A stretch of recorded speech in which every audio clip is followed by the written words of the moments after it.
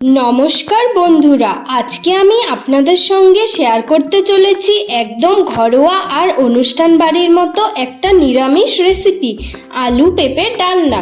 খুব সাধারণ উপকরণ দিয়ে বানানো হলেও এর স্বাদ হয় একদম অসাধারণ। হালকা মিষ্টি মশলাদার গ্রেভিতে একেবারে মন ভরিয়ে দেয়। তাহলে চলুন আর দেরি না করে দেখে নেওয়া যাক রেসিপিটি কিভাবে বানাবেন। প্রথমে আমি আলু আর পেঁপে ছোট ছোট টুকরো করে কেটে নিয়েছি। তারপর একটা ছোট টুকরো আদা নিয়ে ভালোভাবে কুচিয়ে নেব। তারপর আমি নিয়ে নেব 2-3টে চেরা কাঁচা লঙ্কা এবং একটা টমেটো কুচি করে রেডি করে রাখবো। আমার হাতে সময়টা একটু কম ছিল, তাই আমি আলু আর পেঁপে সবকিছু প্রেসার কুকারে দিয়ে নেব।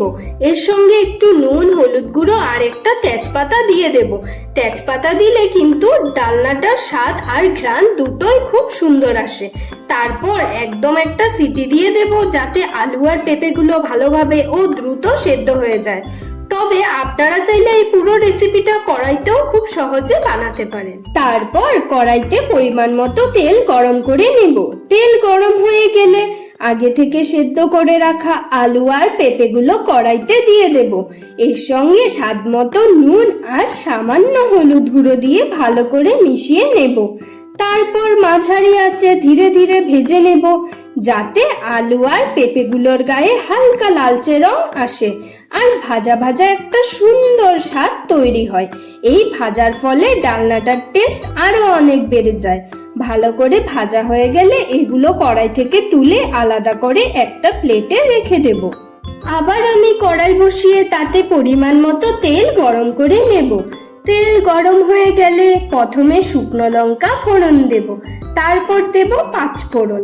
এরপর একে একে দেব কুচনো আদা, চেরা কাঁচা লঙ্কা আর টমেটো। সবকিছু দিয়ে হালকা নেড়ে মিশিয়ে নেব, যাতে টমেটোটা একটু নরম হয়ে আসে। এরপর দেব স্বাদ মতো নুন, হলুদ গুঁড়ো, জিরে গুঁড়ো, লঙ্কা গুঁড়ো আর ধনে গুঁড়ো। সব মশলা দিয়ে ভালো করে নেড়ে মিশিয়ে নেব। ধীরে ধীরে কষিয়ে নেব।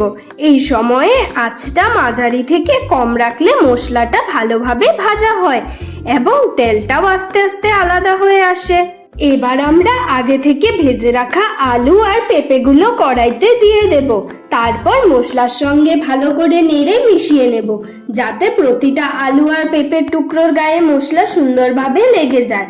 এবার মাঝারি আঁচে আস্তে আস্তে কষিয়ে নেব। মাঝে মাঝে নেড়ে দিতে হবে, যাতে মশলা কোথাও লেগে না যায় আর সবকিছু সমানভাবে কষানো হয়। এই সময়টা একটু ধৈর্য ধরে কষালে আলু আর পেঁপে মশলার সব ফ্লেভার ভালোভাবে শুষে নেয় আর ডালনাটার স্বাদ অনেক বেশি গাঢ় এবং রিচ হয়ে ওঠে। তারপর আমরা পরিমাণ মতো জল দিয়ে দেব।